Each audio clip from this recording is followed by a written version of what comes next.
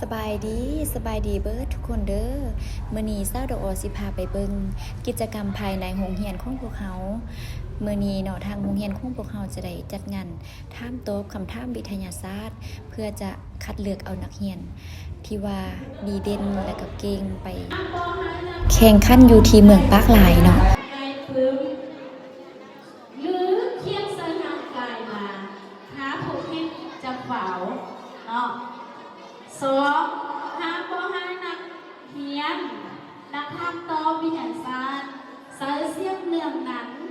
รบกวนนักทำต่อและให้สัญญาณนักต่อเด็ดขาดเนาะนักเขียนทุกทางละเอาคำพักคนที่ส้มซื้อน้ำเย็นสันโมเย็นส้มเนาะเอาประตูวิทยาศาสตร์เด้อยกก็ได้เลยยิ้มไปเลยเลยมาเลยเดี๋ยวเรายิ้มเลยถ้ามีสาวเลยจะมีสาวอะไรบอดี้โซ่มีบอสาวไปยกไปเนาะมาพัดสาวเราไปสิบนะไปใส่สาวได้ถึ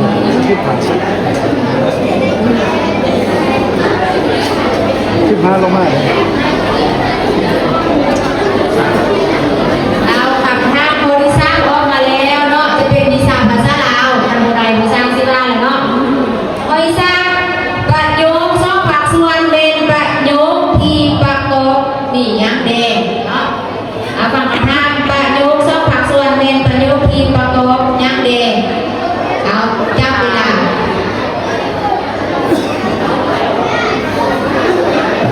60 วินาที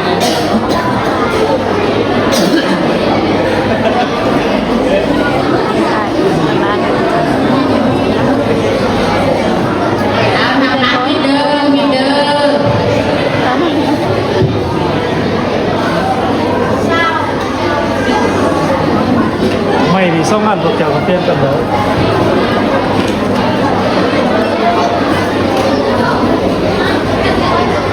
รอบเลยทำท่ามันต้องเช็ดคืนรอบเลย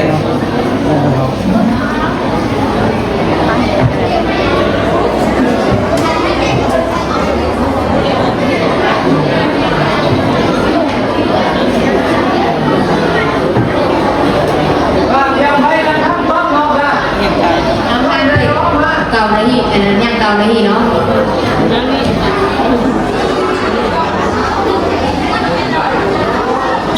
เอามืดเวลาลุกก็เชิญนำทางเติมเรื่องของเราอ้าวไปกระดานเบาเจ็ดดึง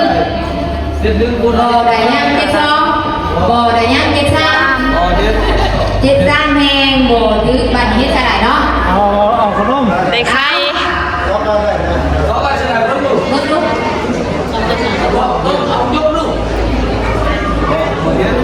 เอาลึกเนาะการอนุรักษ์เอาลึกแสดงว่าเฮียนบ่ฮอดบ่ลึกก็เฮียนกายแล้วลึกอีกแล้วคนความบ่เนี่ยเนาะเอานั่งทางตอบสั่นบ่เจ็ดหรือว่าสั่นอื่นเนาะที่มาไกลเอาขึ้นมาตอบเอาข้อเชิญขึ้นมาตอบเอาของควรรางวัลนี่เลยเนาะบ่หาอะไรให้การอนุรักษ์มันนี่แล้วซ้อนนั่นแล้วเนาะมาแล้วผู้ที่ได้รับของควรรางวัลเข้ามาดีไหมยิ่งเข้ามาไหมทางนั้นวันนี้ไม่บ่ได้เบิดเลยบ่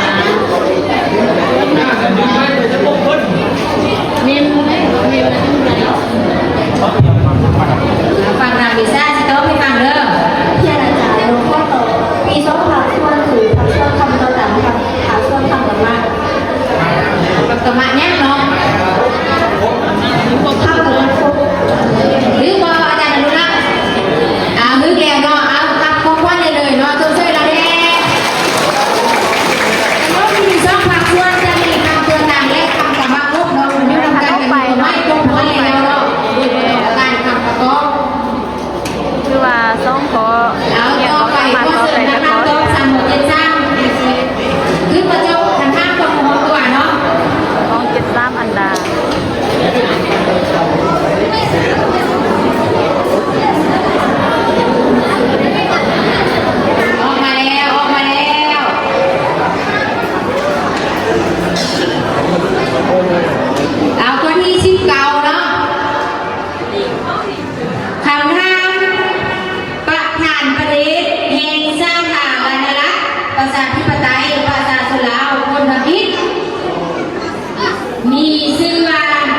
และนามสกุลบ้านเราได้เนาะเอาฟังขึ้นมาเลยประธานประเด็นเองสร้างข่าวในรัฐประชาธิปไตยประชาชนลาวคนทำกิจมีชื่อและนามสกุลบ้านเราได้เอาเนาะยับเวลาเด้อ นี่ไงคนอิสราเอล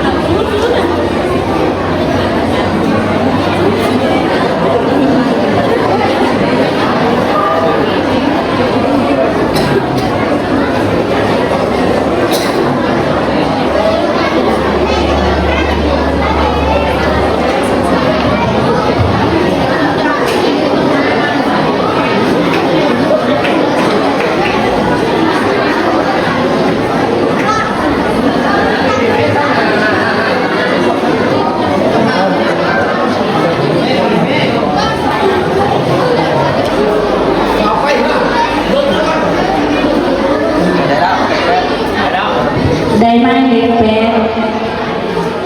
วิสาปกกันฟังให้ดีเด้อ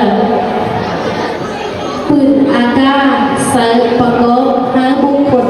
เอาไปไว้เพื่อ ทราบป้องกันศาสตร์เนาะปืนอากาศใส่ประกอบให้ผู้คนเอาไปใช้อะไรเงี้ย ใส่ประกอบห้าบุคคลเอาไปไว้เพื่อเนี่ย นี่แม่นนักเรียนสันม.6 เนาะกำลังจุกคำถาม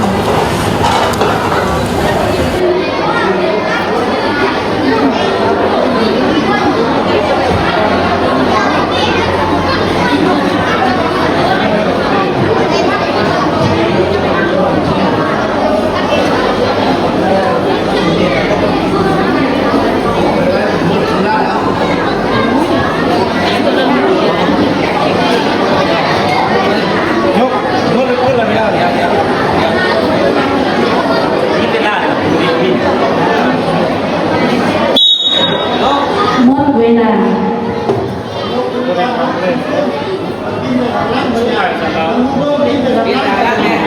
ห้อง1เพื่อป้องกันตัวรักษาความปลอดภัย62นับสู้ศัตรู63ต่อสู้ป้องกันศาสตร์คำตอบที่ถูกต้องแม่นไว้เพื่อดับสู้ศัตรูห้อง62เนาะเอาตัวมือแดง ช่องใดเล่นคะแนน ต่อไปเสริม6 2คือเจ้าของร้าน นี่น้องคนนี้ได้เป็น10 คะแนนแล้วเนาะนำเพราะว่าเขาเรียนทันเท่าไหร่เนาะทางโรงเรียนเขาจะมีอยู่7 3เนาะม.1 ของม.7 เอาพอที่สร้างออกมาแล้วเนาะวิชาศึกษาทำอะไรเพราะนี่เราบริจับเลยเด้อเอาพอที่สร้างเงินมีจับภาระโรงพยาบาลฟังกันดีเนาะเงินมีจับภาระโรงพยาบาล เงินมีจักร จับเวลาเลยเนาะ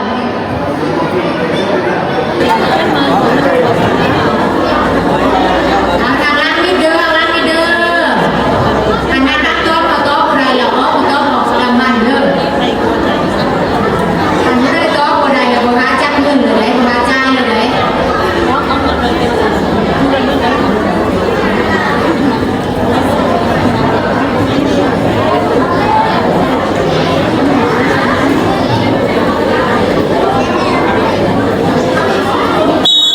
อายุเอาออกมาแล้ว13 625 632ขับต่อพี่ถือต่อพี่จ้าพาราบนบ้านมีหาพาราบนบ้านเนาะ62ไปแล้ว10 คะแนนเนาะ61กับ63ได้ไพ่ไปแล้วพวกเราซ้อมด้วย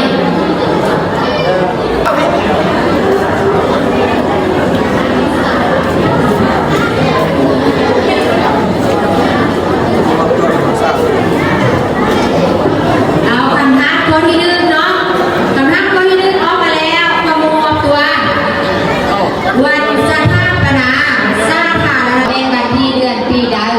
หรือว่าวันศาสตร์ลาวนี่เนาะ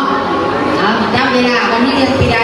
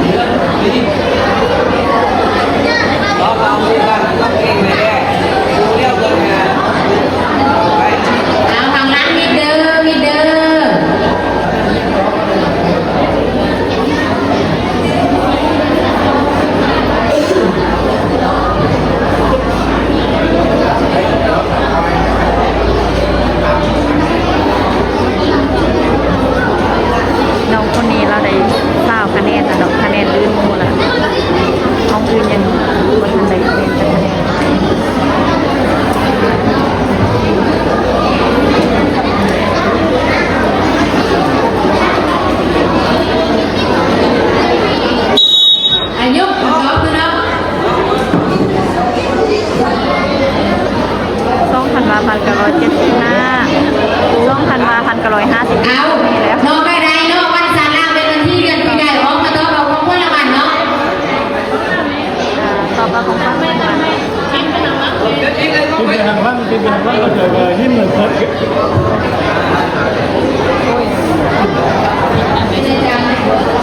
วันที่2,000 บาท1,975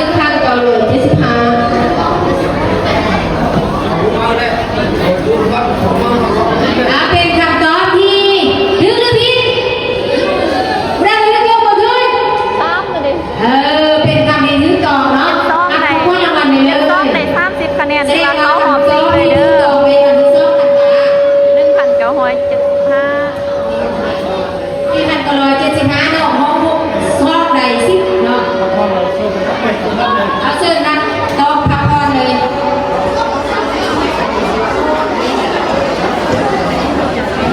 หาส่วนห้อง ฝาก หา ขอหาเด้อมีหาเน้นหาต้องแล้วก็หา มี ภาพ สามเนาะ ข่าวอาทิตย์ขึ้นจบคำถามอาทิตย์ขึ้นจบคำถาม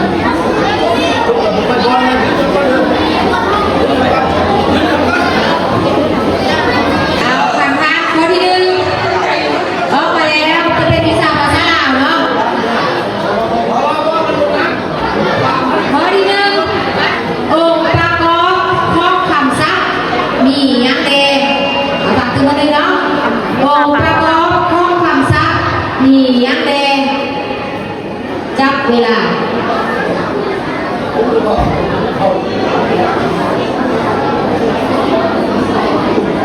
งค์ประกอบของคำศัพท์มีหยังแดแบบนี้ได้วะเนาะ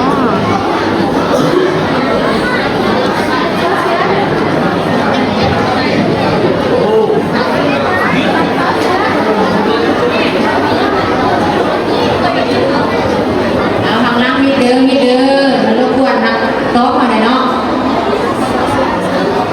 ทางซ้ำมันจะเป็นโซ่เสื้อเด้อ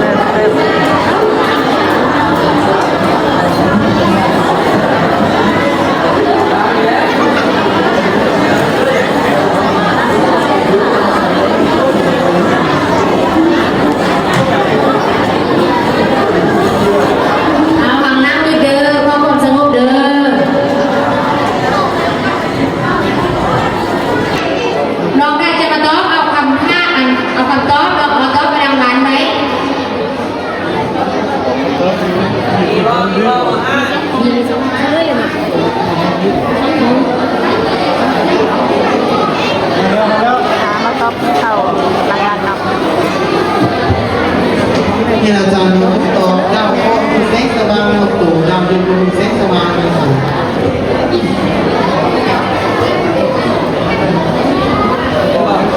แล้วยังบ่อยรู้เนาะ ต่อมาเมนนักเรียนสันมอที่สันมอที่เนาะชาวอเล็กชาวคุกนิกก็นางยาดาเกิดเป็นเรียนเนาะ มันคือเรื่องแง่กับคุณคุณมอง เอาเจงนำโต๊ะคืออีกนึงเวลาต้องทำท่าเวลาโยกไปคือเราน้ำลึกแล้วปิ้นไปทางล่างให้ดูบนหลังเด้อ เอาให้เกียรติคือจบของนักสันติตามนะสันตินึงเลยเนาะ ร้านซีหนึ่งชาวคุกนิกนี่ขึ้นมาจบของข้าม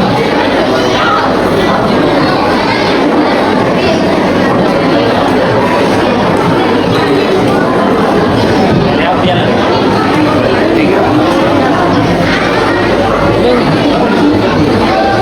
เอาออกมาแล้วเนาะจะเป็นวีซ่า คิดอันนี้มันไวคิดอันนี้ไว วีซ่าการเงินเนาะข้อที่เก้าฟังเด้อการผสมพันธุ์ปลามีจังแบบคือแบบแถวแดงการผสมพันธุ์ปลามีจังแบบคือแบบแถวแดงจับเวลาเอามานับพิจารณาเด้อกันให้แล้วมันบ่ได้ยินเด้อ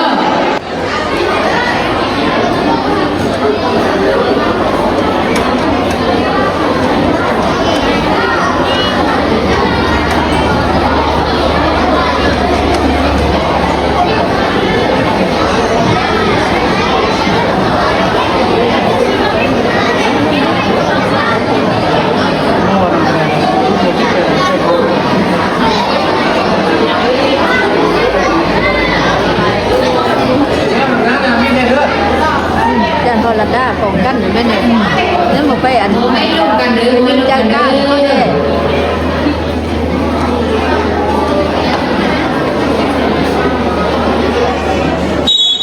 นายก ต้นเทียมต้นหอมต้องแวะประสบน้องประสบบ้านเนี่ยดังไหม ยกคำตอบไปทางร้านทุกเมืองนำเรียนการผสมพันธุ์ปลาอยู่จับแบบยกสูงๆขึ้นเลยถือบอมีสองแบบนะถือบอ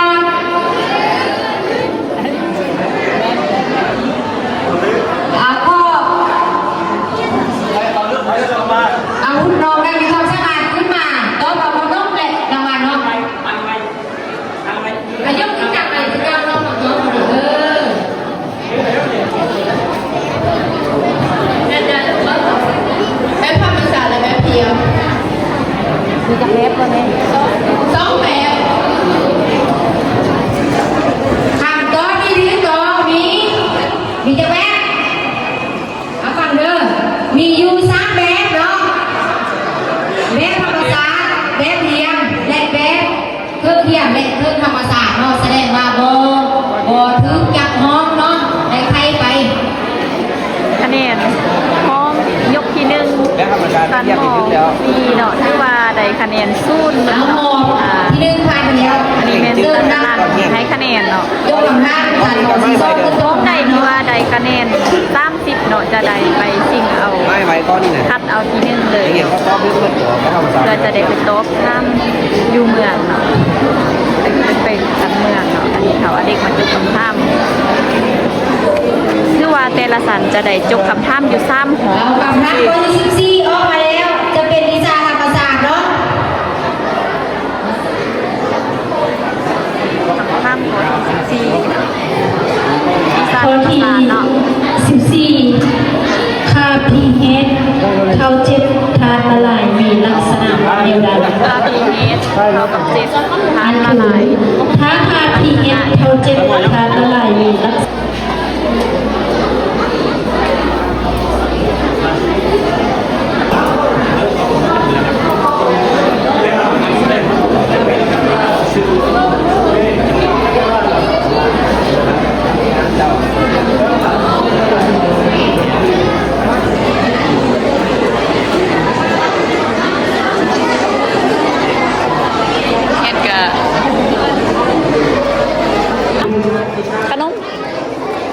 ฟ้างมาไปเล่นกินอยู่ฮันเด้อขนม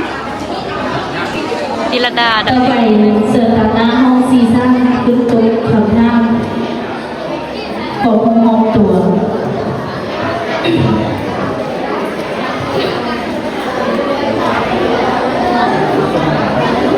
แล้ว ถึงหมายเลขสิบฟังดีๆเด้ออันคือซอปปลาวเขาเป็นสมาชิกอาเซียนในปีใด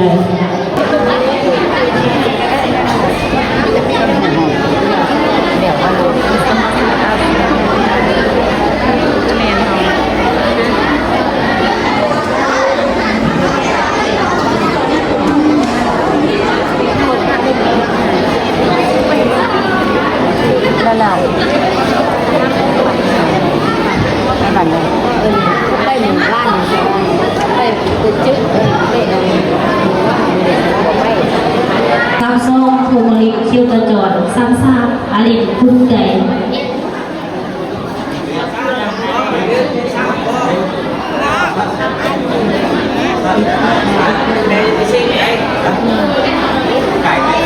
นาทับโต๊ะเหมาพร้อมแล้วก็เสิร์ฟตามหน้านาทับโต๊ะสร้างหนึ่งคุณจงคำทักข้อที่หนึ่งมีจักรประเภทคือประเภทใดเดิม กามมีจังหวะได้ การมีจักรประเภทคือประเภทใดเดิม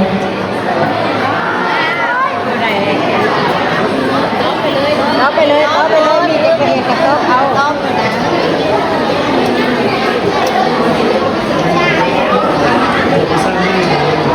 อันนี้ไปใส่มาเลยเป็นยังเบิ่งเอาพี่แค่หมด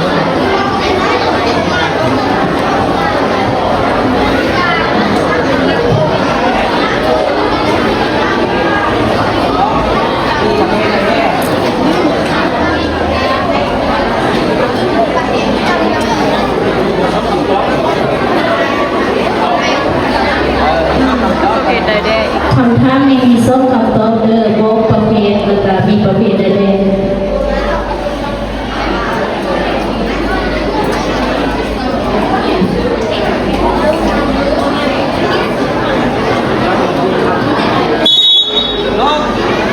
ยกขึ้นเอาไปทางล่างนะมูเบิ่งแน่พี่ไปทางล่างแน่ยกไปไปทางล่างแน่ ไม่บอกมีคนไม่บอก มีห้องขึ้นบ่มีห้องขึ้นบ่ห้องใดข้อเสลยคำตอบเลยเนาะการจะมีอยู่สามประเภทคือการหลายการเกียร์และการหัวใจ ห้องที่ถึงเป็นห้องสร้างทับซอก แม่น ทำท่าไม่นิ่งอยู่ คำถามอีกนึงพมาลิน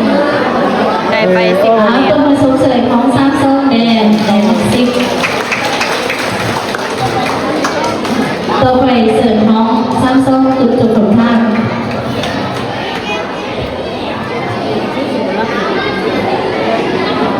ลูกชายของอาจารย์บัวแรง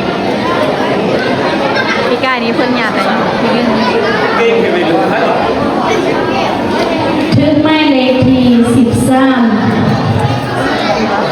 วิชาศิลปกรรม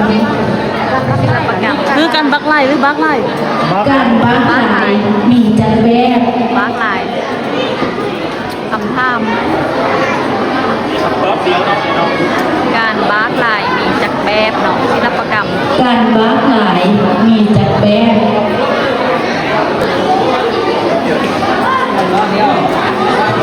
พมาลิน มันก็ได้บ่ได้มันก็มีคนในเขาเนี่ย เบิ่งผู้นี้ออกไปจะเอาไปโดนไก่5 นาทีแล้วไม่ทานเลยเด้อหัวหน้าห้อง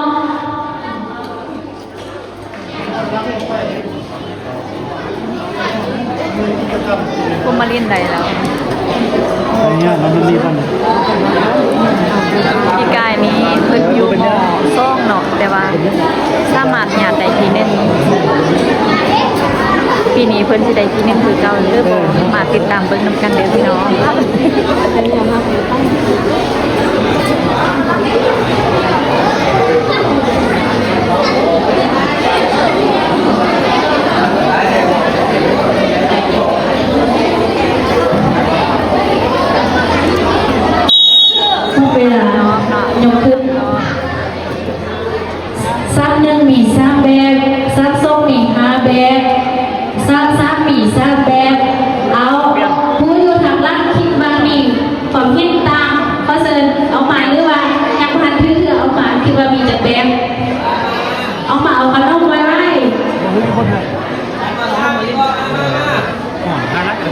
ถือกันถือกันสิเป็นจับมือกันหน่อยนึง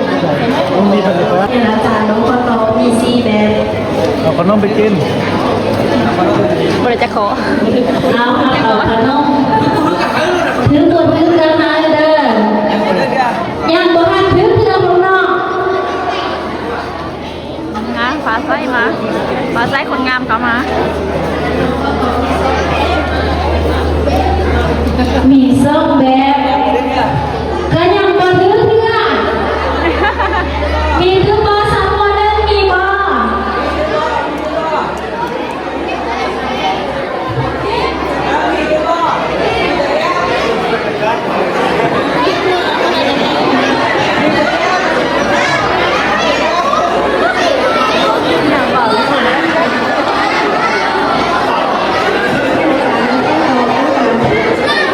มีห้าแบบเป็นคำตอบที่ถึงต้องสงสัย ไปแล้วที่ใครลูกชายก็ลูกชายก็อาจารย์ตัวแรงเนาะเอ้ยเพลงต้อง เอาไป110เนาะเดินนั่นละแม่ศูนย์เอาพอครูเอาตัวเสิร์ฟจากหน้าห้องซ้ำ อาลินบริจะขอเหรอบอก ๆถึงหมายเลขที่14 คือบอก ฟังดีๆเด้อขับท่านยาวเลยเนาะคะแนนคุณสมบัติของนักเรียนปีหนึ่งได้เท่าใดนักเรียนที่บ่มีสิทธิ์สอบเซ็งแม่นถึงตัดคะแนนคุณสมบัติเท่าใดขึ้นไปที่บ่มีสิทธิ์สอบเซ็งแม่นถึงตัดคะแนนคุณสมบัติเท่าใดขึ้นไปเอาเลย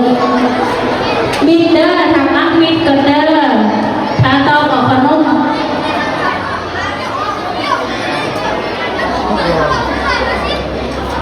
เฮ้ยบอกเฮงเหรอพกเลยนักเรียนบอกให้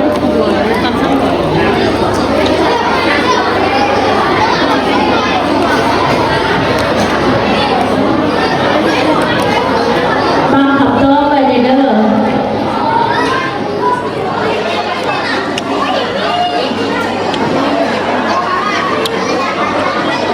จ้ะ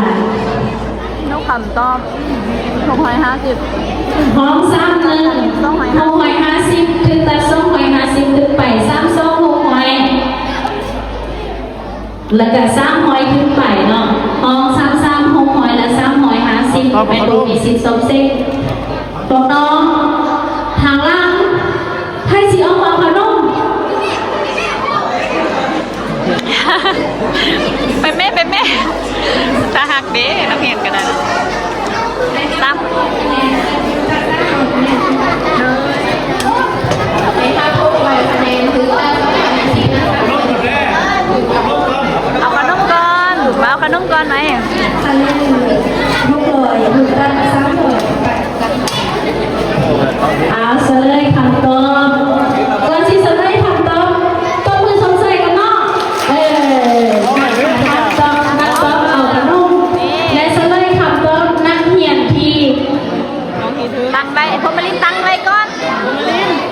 คะแนนคุณสมบัติของนักเรียนปีหนึ่ง พอมาลินตั้งขึ้น แต่ละคนจะได้อยู่ห้องคอยคะแนนเนาะ เขาไป และ ตั้ ต้ ง องมี คะแน สิท น ธิ์ น ส อ อน บเซ็ ไป ง สิ่งเอาที่1เลยเด้ ต้ อ องมีสิทธิ์สอบเซ็งเมน300คะแนน ไป เมนห้อง32ชื่อเนาะเอาข้อสงสัยอีกตื่นเถอะนึง เอาให้ที่1เลยบอก บ่เลย คัด บ่ ก็ได้คัดเองบอก ไปคัดกำนัน62 นักซ่องอะไรเต็ม ซ่องในเต็มแล้วก็มากัดกันดื่ม อ่านก่อนเนาะ ซ่องตามเนาะลินดาเรียกเขาของอาจารย์ดอกทีนี้สามารถอยากได้ที่1 เอาเสื้อต่างๆนะห้อง21ถึงจุดของทาง ซ่อง1ทิพวรรณเนาะลูกอาจารย์ปัน นี่ก่อนนี่ก็ ผูเปรี้ยวค่ะ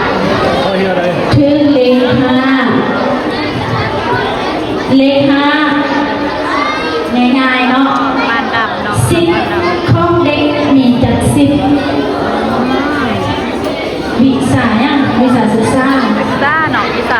พลเมืองอ่านถือสิทธิ์ของเด็กจะมีจักสิทธิ์จะของเสียงนี้เก่งคักกัน นั่นยังมีบ่ เก่งเข้าไปหลุดกันหมดแรกนี่นะครับ สองคนบ่เฮานี่นั่งนี่ก็เก่ง ปั๊บ กัน เลยเนาะ นั่งกัน กันหมดแรกนี่เก่งได้พ่อ แม่บอก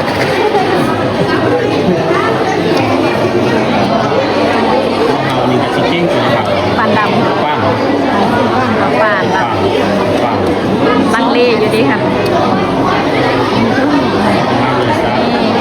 เจ้าได้ซ้อนนางอ่ะซูมินตานี้เจ้าเองดีใจพื้นห้องนี่เช็ดไปเท่าใดเองตั้งใจเฮียนที่ทวันใดบ่น้อนี่ใดบ่ อันนี้รู้กัน เวลาตอบขึ้นมามี50 โอ้ ไปทางล่างเลยเด้อ3ห้องแล้วก็ซ่องหัน1ห้องเนาะคำตอบเอาพิมพ์กับเพื่อนมา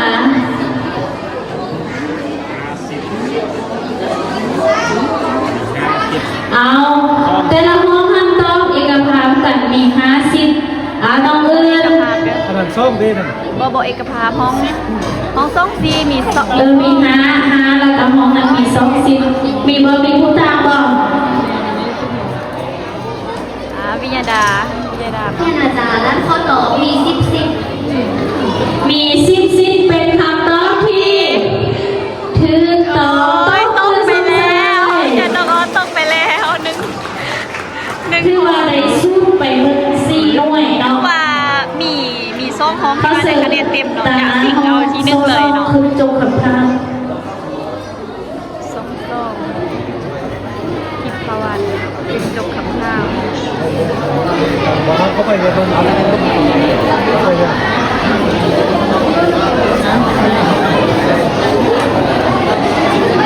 หมายเลข13วิชาศิลปกรรมเนาะฟังดีๆเด้อศิลปะไม่ถึงยังเนาะ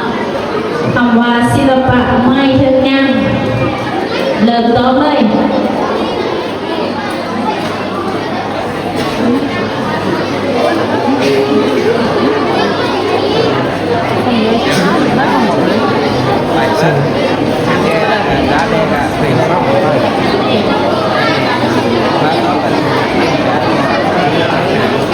เป็นยังไง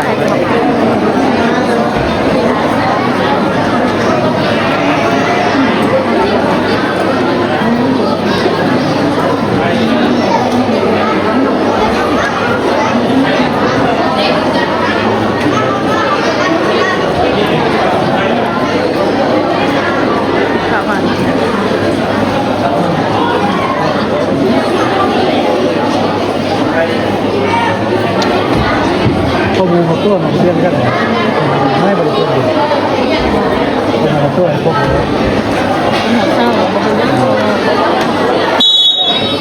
เวลาโยมขึ้น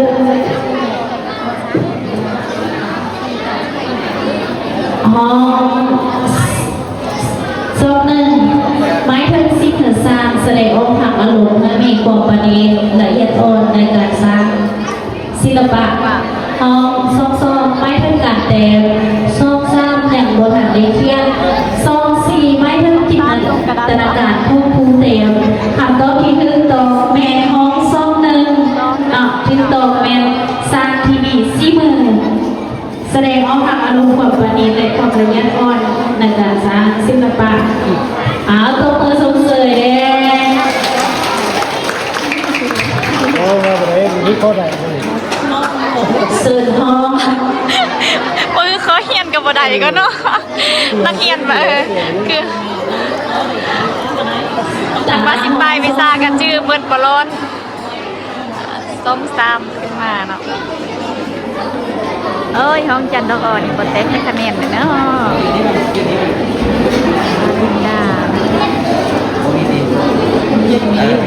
ห้องใดเบอร์ใด คือหมายเลขที่17เนาะฟังคำถามแขวงสัญบุรีมีจังหวัด แป้งยำบุรีมีจักร นั่นคือแพร่งสยามบุรี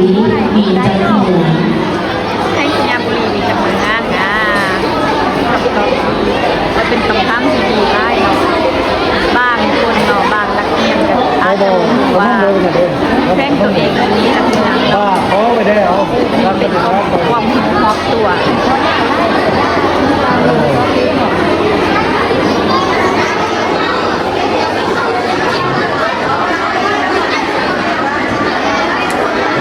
ขอความสงบเดินทางลัดอย่าเสียงอันตราย ของจริงเช็ดไทยดีเลย หมดเวลาโยมเอาปีไปทางล่างนะมูเบอร์แดงปีไปทางล่างปีไปทางล่างเอาปีกลางคืนมีผู้ที่อยากกินขนมบ่เอามา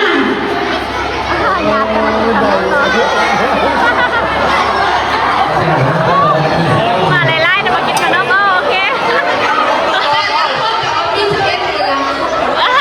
อันนี้เมนนักเรียนที่มาต่อแถวอันกินขนมเนาะมาขอคำถามเนาะ เอาขนมตรงลงเอาเด้อ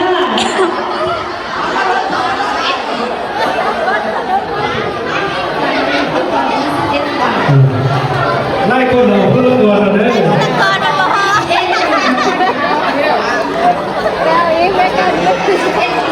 มาต่ออีกก็ได้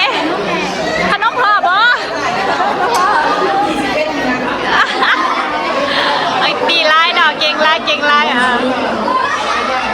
นั่นนะอันนี้เป็นนักเรียนที่มาต่อแถวมาตอบเอาขนมเนาะ เอาจังซี่เนาะการเมืองมา11เมืองแล้วยกมือขึ้นมันสิบ่ร้อนต้อแบบใหม่เม็ดมาได้เนาะนะ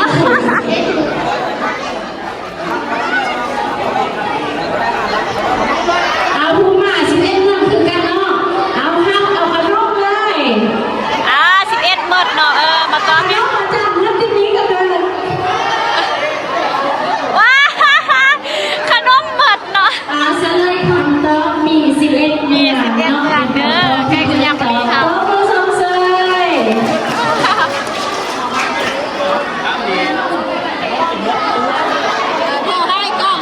เขาต้องมาเนี่ย ยังไล่อยู่ดิได้สั่งมาไหมก็ มาถึง ไอชื่อนี้ชื่อ เอาห้องนึงคือจบคำถาม มึง1 2แล้วก็1 คิว 3 รู้คนไหนเลย อันนี้มันรู้อาจารย์ซับเล่นเพชรบรรณาเนาะนางมินตามีจะก่อนแล้วสิเก่งเลยแม่บ่เนาะมินตาสิเก่งเลยแม่บ่เนาะ ถึงเลขหก เดี๋ยว สายกีฬาก่อนคำถามดีๆเด้อทางละแถวมีจักแบบคือแบบเดเดคือแบบเดเด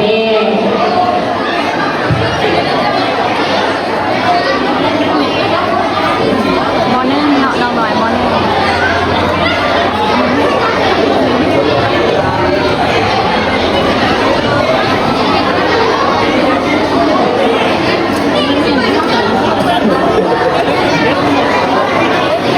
อาจารย์โบเล็กยิ้มเปื่อยๆลูกไส้ได้สิ่งเอาทีนึงเนาะลูกไส้รอสิ่งเลย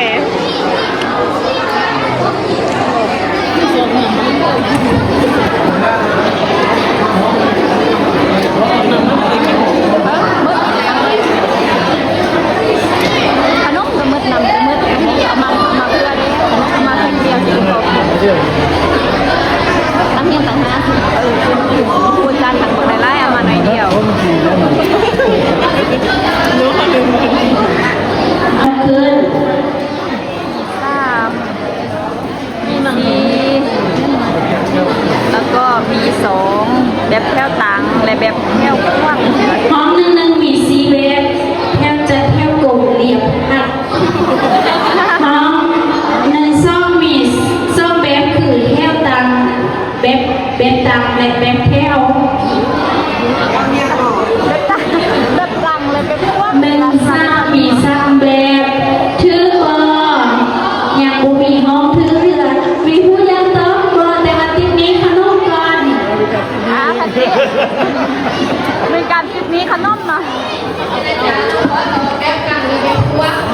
แบบตักในแบบกว้างไม่ต้องแบบหน่อย การนำของโต๊ะและตั้งและเบนเป็นต้น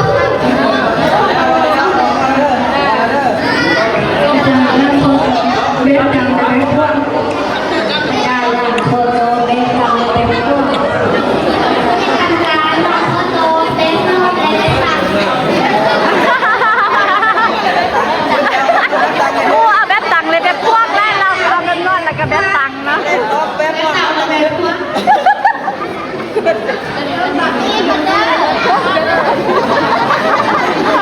แม่นอนมีบ่เคยนอนบ่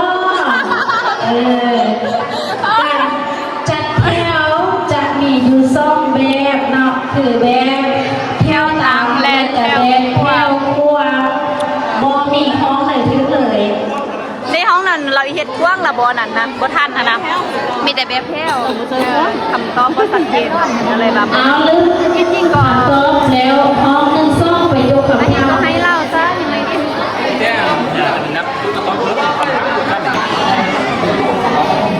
กันดา สร้างมีบอกไปเลย เราฟังคำถามเนาะข้อที่13สิ่งที่ถือตกเมนยัง13เนาะ13ตัวเรื่องเด้อสิ่งที่ถือตกเมนยัง ตาได้เรียนหนังสือบ่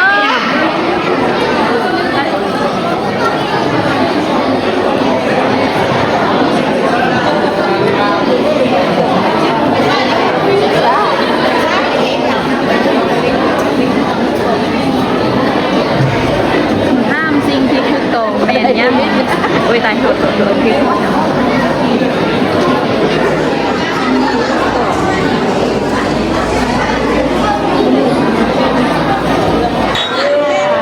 ไอ้ยกอีกยกขึ้นมาตอบเนาะ ส่งกระดาษเปล่าน้ำมินตา มาแล้วเด้อสิ่งที่ตกเมนยังอามิตา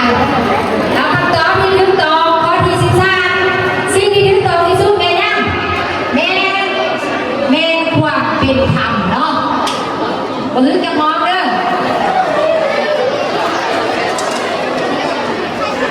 ไข่ไปแล้ว เราจะไปห้อง13จบขึ้นจบคำถามของหัวตัว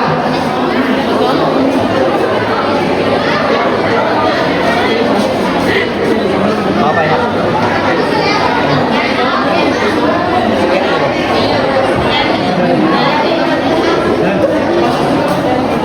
เอาฟังปฏิบัติลาวเมนวันที่เดือนปีใด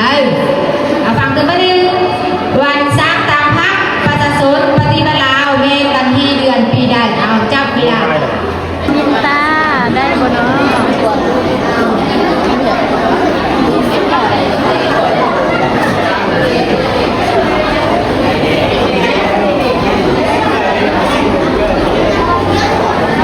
วันสร้างตามพักวันที่เดือนปีใดเนาะแต่ว่าเขาต้องมีการตรงมีด่านที่นี้ก่อนเนาะ เอามาแล้วเอามาแล้ว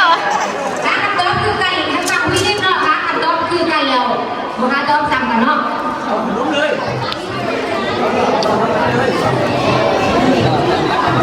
อันนี้เมนมาเรียนแท้มาตอบบักขนมเนาะ 2 มีนาปี1 555 เราส่งมีนา1955 เป็นคนจักบอก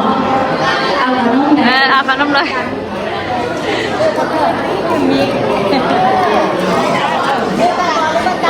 พี่ใดพี่ใดต้องทับขึ้นบ้างพี่ใดลูกต้องทับขึ้นบ้าง ไม่น่าทำกันเลยบนถึงจะ บนถึงจากห้องเนาะโอ้บันนี้มาสรุปคะแนนเนาะ เป็นสตรีมันจะช่วยกันเรา เดี๋ยว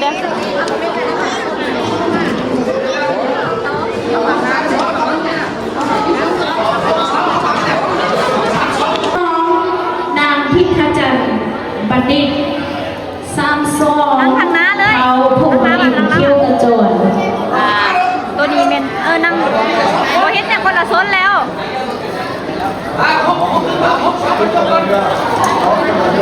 อันนี้เป็นซิ่งเอาที่1เลยเด้อ หกซ่องจุดของทาง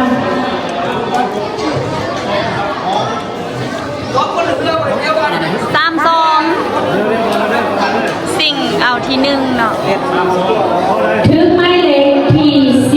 11วิชาประวัติศาสตร์ฟังคำถามกองทัพลาวอิสระสร้างตั้งขึ้นอยู่แผ่นใด กองทัพลาว อันคืออีก ตั เรื่ ว อง นี้แมนซิ่งเอา ก ที่ อ ห ง นึ่งเด้ ทั อ พลาวอิสระ มีห้อ สร้าง ง ต่อ ตั้ง หก ขึ้น ต้ อ อง ยู่ แล้วก็ แผ่น ตาม ใด ต้องเนาะมื้อนี้มาแห่งเป็นต้อง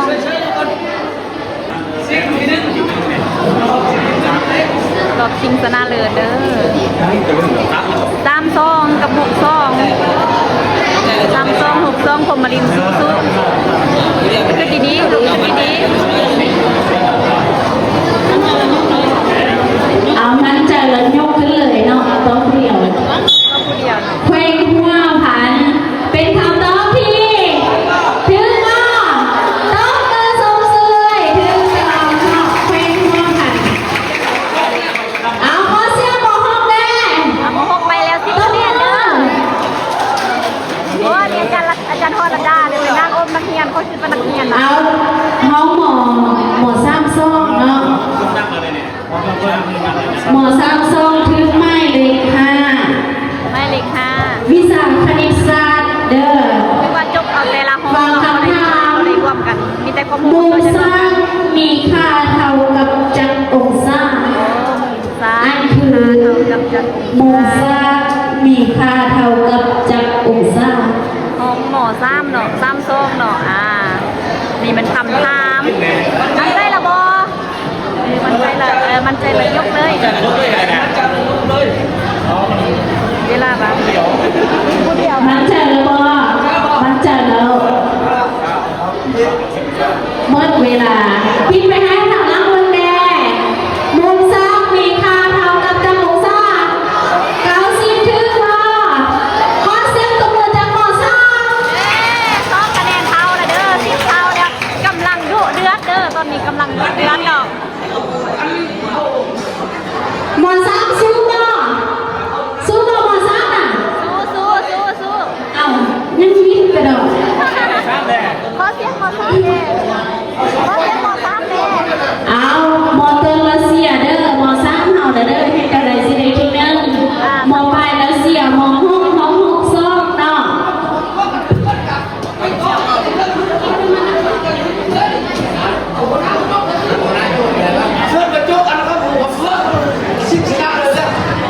เอาข้อเรียนเสริมทางอาจารย์สมพงษ์บุญจิต หัวห ผู้ น้า บริการของเรียนคือจงกับท่านความหอมตัว เด้อมาเป็นคำถามตัดสินบัตรกันทีหนึ่งที่สองเลยเด้อ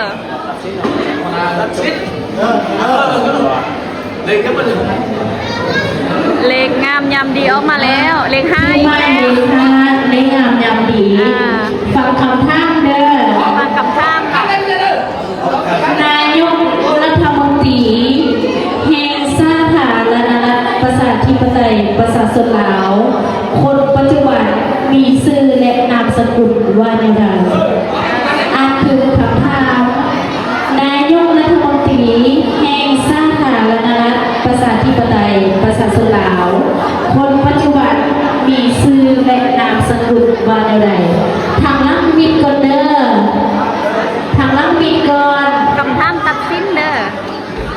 ให้ที่บ้านตอบใดคำถามข้อนี้แม่นใดที่แม่นไปเลยน้องเป็นตัวแทนของหมอต้อน้ำปุ่นเขาไปตอบคำถามวิทยาศาสตร์อยู่ที่เมืองบ้านลายเลย ได้ละต๊อกนะเราว่า จกไม่เนาะ เราพูดกันไปต่อมันชุดมันกับไปต่อไปต่อ รุ่นเมื่อไปต่อเนาะ มันไปต่อ สิเมื่อไปต่อ มันไปต่อ เรื่องนี้กำลังดูเลือดเนาะกำลังสายความคิดอยู่เวลายังล่าอยู่เนาะ เอาวิทยาศาสตร์น้องโมวิทยาศาสตร์มันเป็นโลก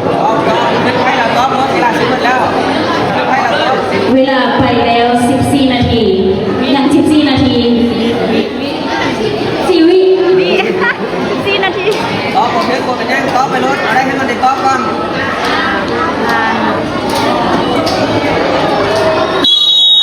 คำตอบกลมซี่กลมซี่ทานทองรุ่นซี่สวิตเนาะ พินไปให้หมูบ้าง นายกรัฐมนตรีคนปัจ มี จุ ผู้ บัน เลือกบ่ตั้งบ่มา1 คน นี่เขา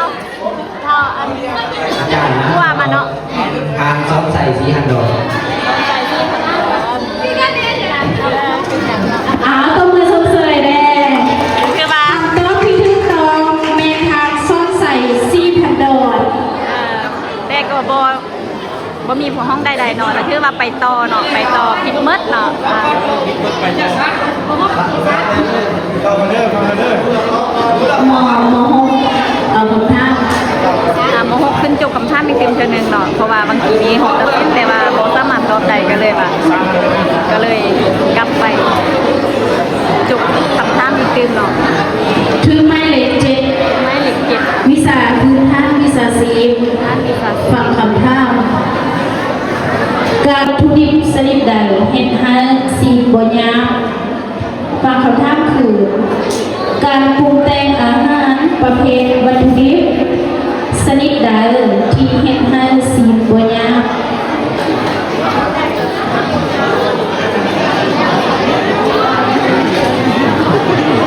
เรียบเลย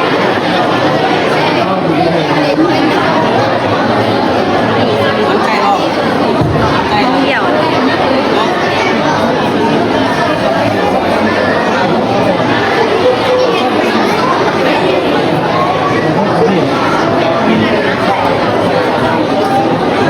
ันนี้กำลังใจของกินเนาะ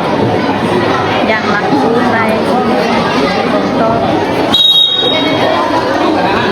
ยกให้หมูเบิ่งแน่อยากมาก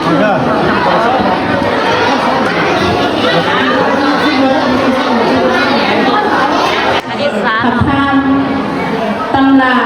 ใจกำลังเม็ดตำราแนวใด เอาถ้ามาเมนกำลังเข้าใจบ่บ่บ่บ่บ่ มันเนี่ยก็ได้ตำราที่ แม่ต้องว่ามีกำลังตัวเราตัวเปลี่ยนแล้ว ถึงมาใจกำลังเมนกำลัง เป็นคำร้องที่ยังบ่ทัน อาจารย์คณิตศาสตร์เป็นเยี่ยมมัน เสนอแล้ว บ่มีกำลัง บ่มีกำลังเป็นคำร้องที่บ่ถึงตรงเนาะเพราะว่าคำร้องที่ถึงตรงเม็ดตำราที่มีกำลังเป็นตัวรับหรือเป็นตัวเปลี่ยน อ๋อตอบประกบเนาะตอบประชัดเจนเอาเลยดิ เอาเนี่ย เอาฮองซักซอง ตามรอบคันท้าวาสนะเนาะคันท้าวาตอบใดเนาะคือว่าใดทีนึงไปเลยเนาะสันหมอซ้ำช่องเท่า คำถามข้อที่1วิชาวรรณคดี สาวรรณคดีกาปูสลา คำถามเนาะ กาปูสลาให้เป็นคนแต่ง หากว่าใดข้อนี้เนาะถือว่าใดที่นึงไปเลย แต่ว่าคันท้าตอบบ่ถือก็คือว่าได้จกไม้ทั้งซ่องห้องเนาะมาลุ้นนำกันว่าเท่าพมมาลินเที่ยวกระจรนี่จะตอบคำถามถือบ่กระทาถือคือว่าได้เป็นทีนึงของโรงเรียนเพราะว่าพี่กายเรากันญาติได้ทีนึงเนาะมันใจแล้วยกสลังหัวแม่ปิดไป เนาะถือว่าเนาะ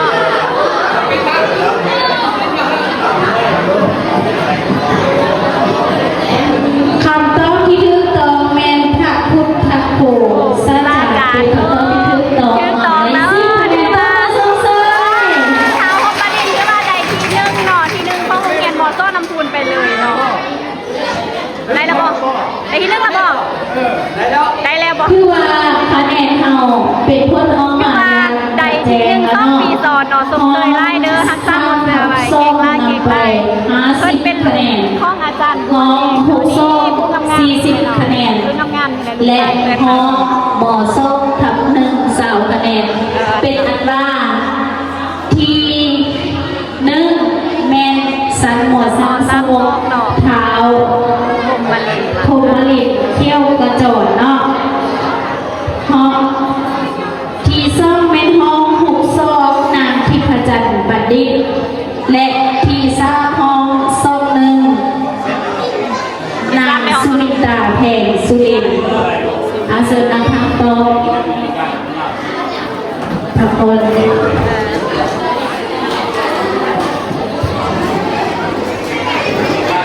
งไล่เนาะปีสองเด้อเจมโบเล้งเอาครับความรู้สึกของเจมโบเล้งเป็นแนวใด ก็ดีใจนะ ลึกใส่ เนี่ยหนังสือมารับบ่เนาะ แม่นบอกเก่งไล่เนาะ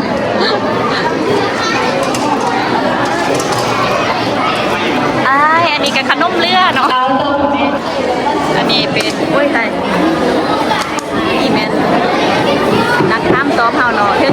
บ่ได้รางวัลแต่ก็ได้แสดงความสามารถออกมาเต็มที่แล้วเนาะคือว่าได้รางวัลสมเสยกับบ่เป็นหยังเอานี่มาสัมภาษณ์นึงเป็นจังได๋ค่ะพงมาลินดีใจบ่ใจมีความดีใจบ่ดีใจหลายเนาะเก่งหลายเด้อที่ใกล้นี้ก็น้องใดมันบอกปีนี้ดีใจเนาะเก่งหลาย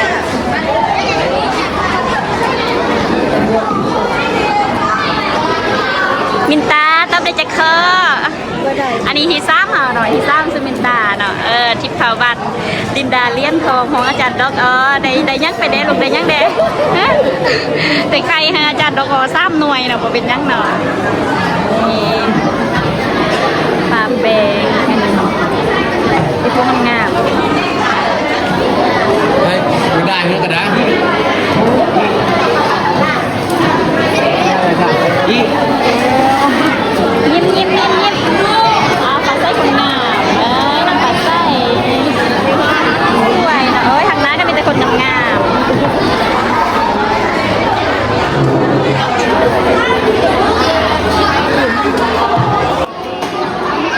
เส้นสันลักเงียนสันหอ เอามาทุกน้องเลยน้องจะสร้างน้องนะเอามาเลย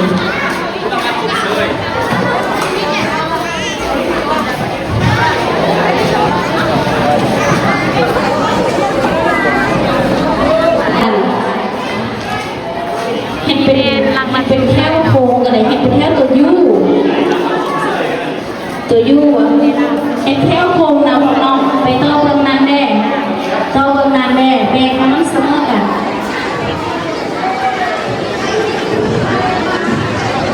นั่นแหงเอาแต่ที่ว่าได้ออกมาหลอดร้านหักคงข้อละหลอดตัวไฟข้อเสริมทานอาจารย์เล่นทองซีสะอาดว่าน้ำห้องการห้องแหงมาซ้อนน้ำบุญพวกเขาขึ้นมอบรางวัลเพราะยังเสริม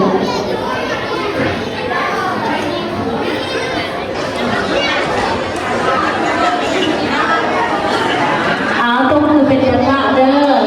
ทางน้ำตรงมือเป็นจังหวะเป็น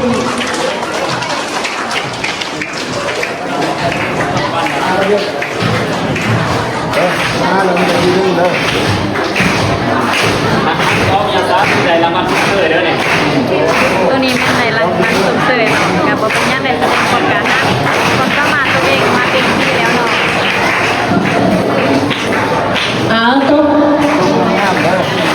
ต้องเป็นจังหวะของน้องโบตุโต๊ะเด้อ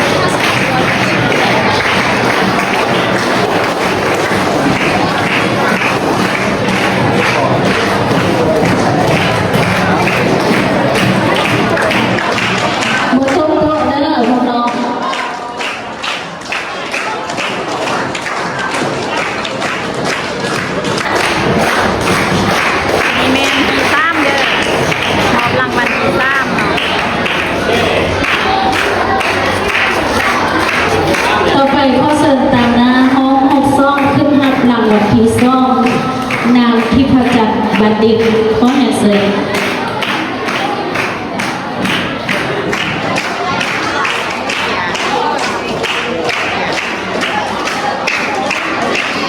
ให้เกียรติคุณหมอรางวัลที่2นี้ข้อแห่งเสยทางอาจารย์สมบัติสุขวีห้องเลขาธิการคณะอเมริกันโรงเรียนให้เกียรติคุณหมอข้อแห่งเสยคุณหมอรางวัล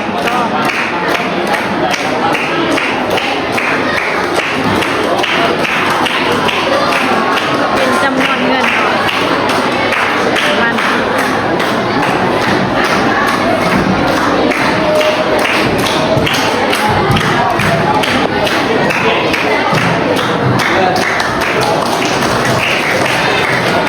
ต่อไปข้อเสริมตามนะห้องหมอสร้างซ่อมขึ้นหักรางวัลที่1เท้า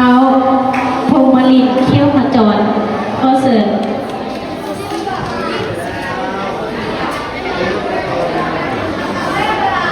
ให้เกียรติขึ้นหมอรางวัลที่1นี้ข้อเสริมข้อเงียนเสริมเท้า